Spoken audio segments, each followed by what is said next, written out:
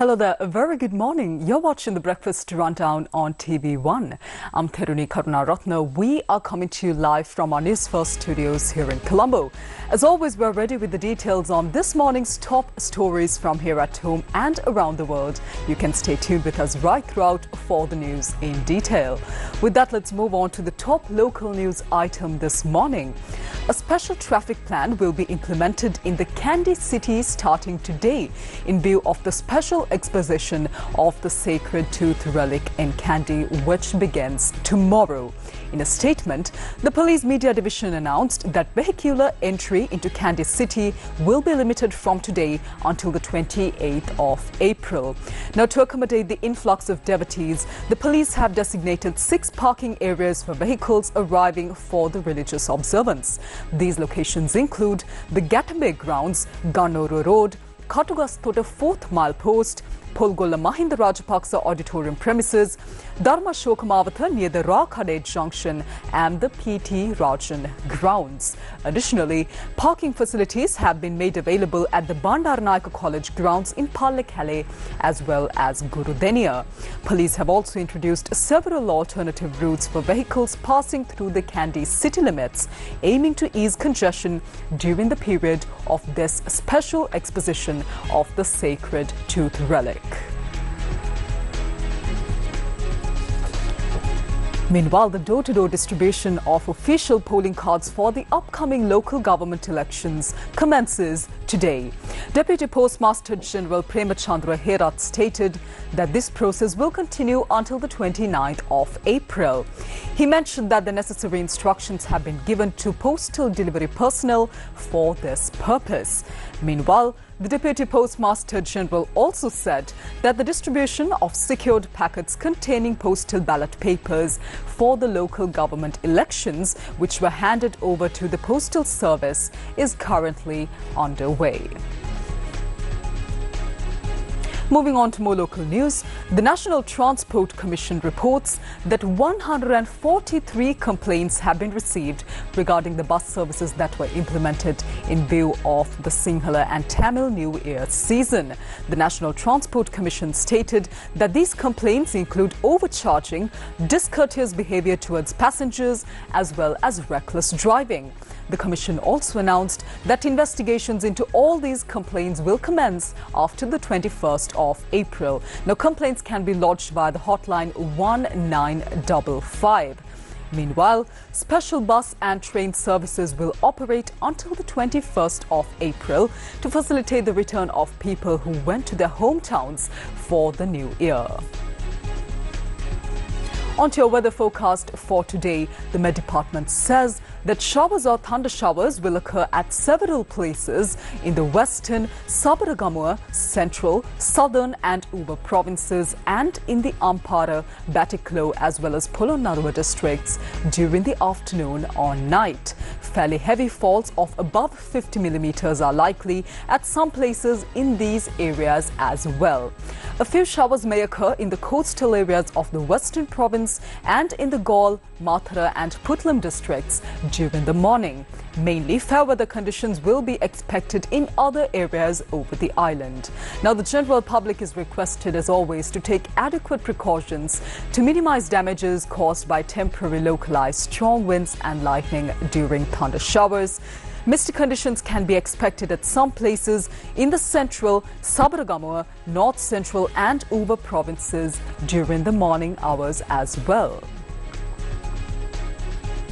Meanwhile, issuing a warm weather advisory, the Met Department says that the heat index, or the temperature that is felt on the human body, is likely to increase up to the caution level at some places in the northern, north central, northwestern, western, southern and eastern provinces and in the Ratnapura and Monaragala districts.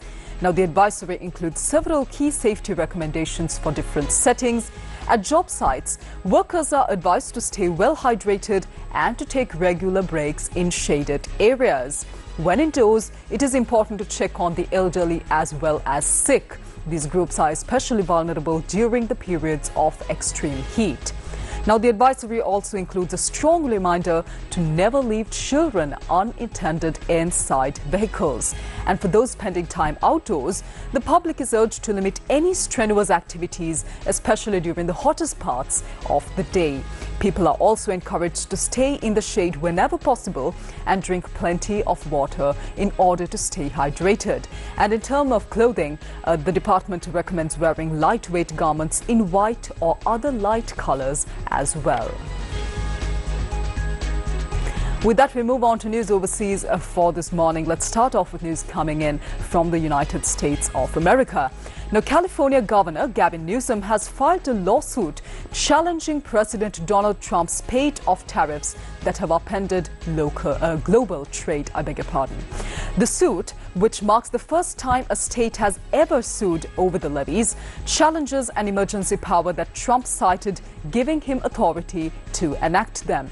Now, California is the world's fifth largest economy, outpacing every U.S. state and most countries, and is home to the largest shares of manufacturing and agricultural production in the United States.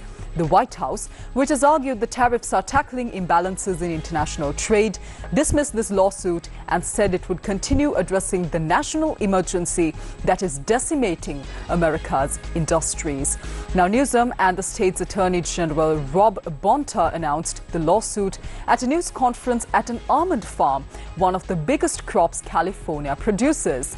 Nearly 82% of the world's almonds come from the Golden State. It is also the nation's sole producer of artichokes, figs, olives, walnuts, as well as raisins.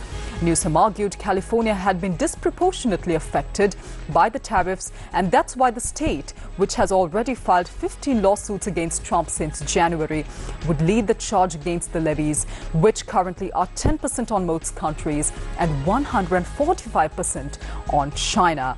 The lawsuit challenges Trump evoking the International Emergency Economic Powers Act in order to enact the tariffs, arguing that the act had never been used for such levies and such powers rest with the U.S. Congress. Let's take a look at what they had to say.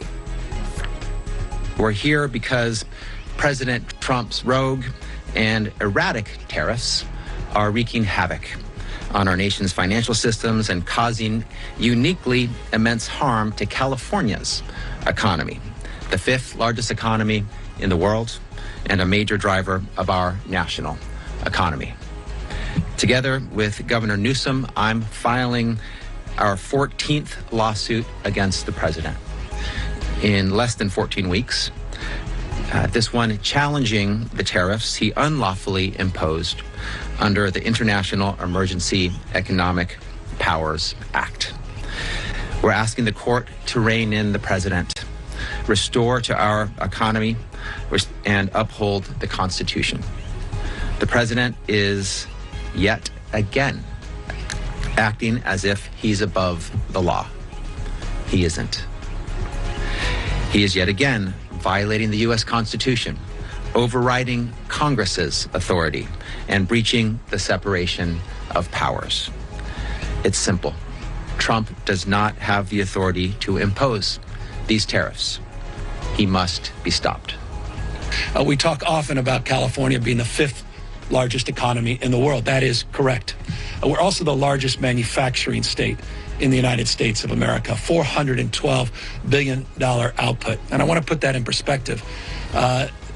Texas is 41% smaller. It's a 41% larger share of manufacturing output just here in the great state of California. Puts in perspective something that often isn't communicated, I think, as effectively as it should be. By the way, the United States is the second largest manufacturer in the world, which is also something that I think is important to highlight.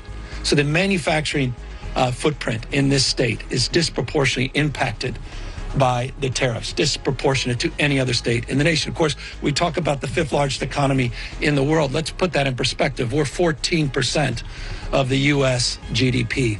That is 50% higher than the next state.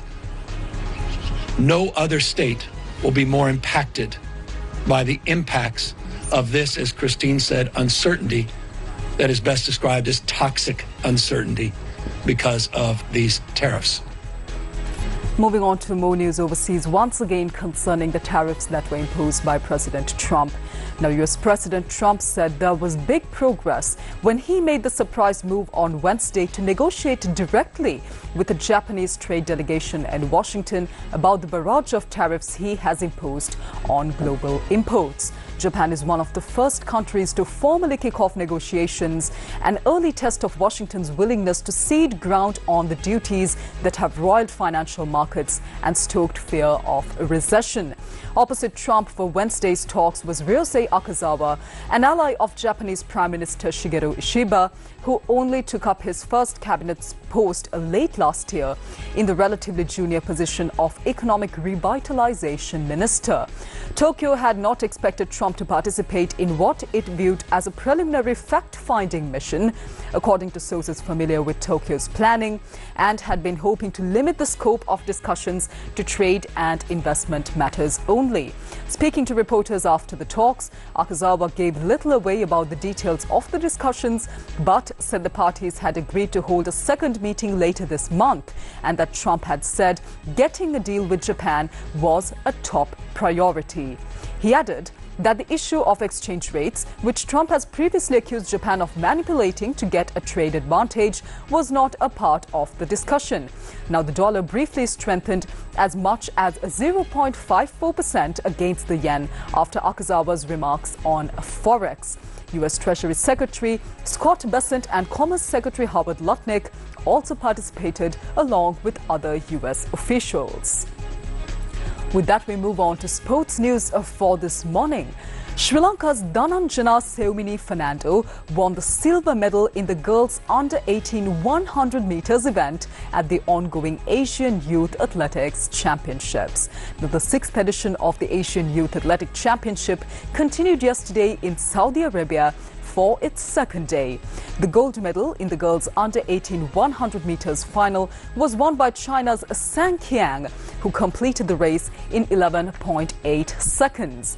Sri Lanka's Dhananjana Seumini Fernando claimed the silver medal with a time of 11.92 seconds, and the bronze medal was secured by India.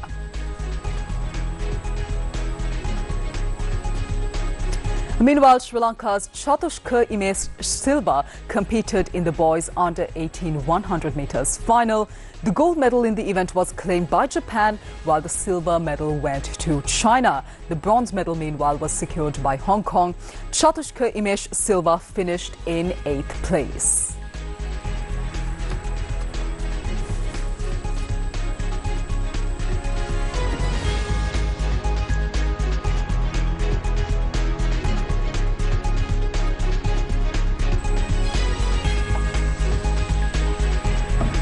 With that, we conclude this morning's edition of the Breakfast Rundown on TV1. I'm Therunee Karunaratne. Do join us tomorrow as well, right here on TV1 for more of the very latest from here at home and around the world. Until then, take care. Have a wonderful day ahead.